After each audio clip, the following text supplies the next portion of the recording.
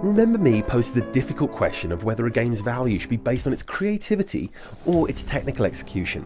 Because, while at its heart Remember Me is a typical action game, many of the ideas and flourishes around its core are very refreshing. It begins with hero Nilin, in prison having her mind erased for crimes unknown. Yes, it's good old amnesia again, but here at least it serves more than just an excuse for a confused lead character, as memories lie at the heart of Remember Me's story. Nilin is freed from her prison by the terrorist Edge, who believes only she can help him stop the corrupt system that uses memory as a commodity. Communicating with her through her Sensen, a neural device that controls memories, he guides the confused escapee to the slums of Neo-Paris and her freedom. So begins Nilin's quest for her memory. Led by Edge, she commits numerous acts of terrorism in pursuit of her goal.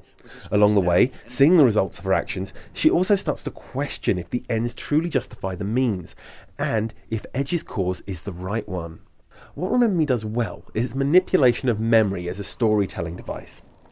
As Nilin regains fragments of memory, you learn more about the world around you together.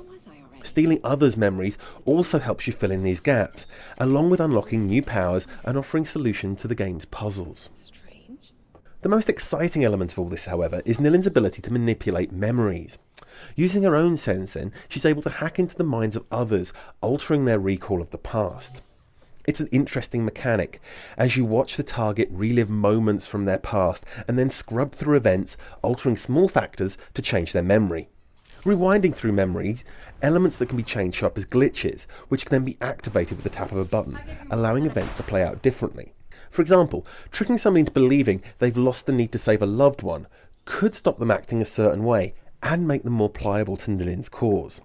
Unfortunately, while these were by far the most interesting parts of Remember Me, there were only 5 or 6 of them in the game, a real missed opportunity. As a result of this, rather than messing with people's minds, Remember Me spends most of its time having Nilin navigate the world with a clunky third-person climbing mechanic and battling a variety of enemies. Climbing through the world is just like any other modern adventure game, except you feel less nimble and are tied to a narrow path.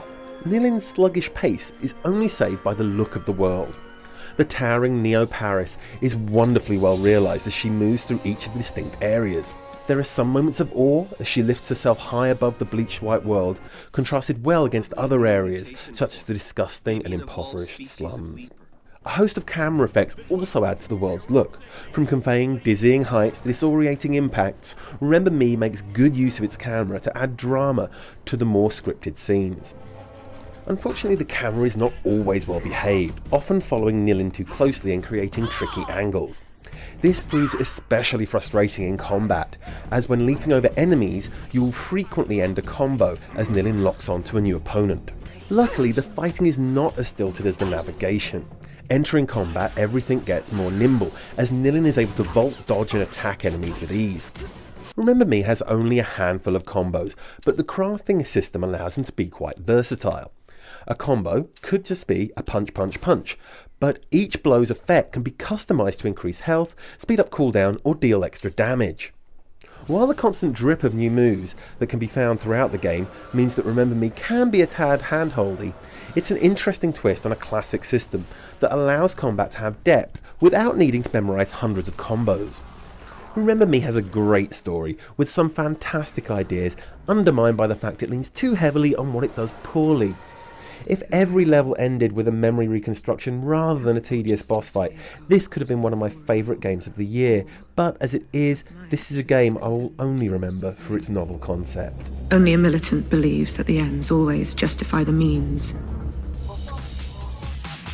Tune again soon for more reviews, and remember to visit playdevil.com for all of your gaming news.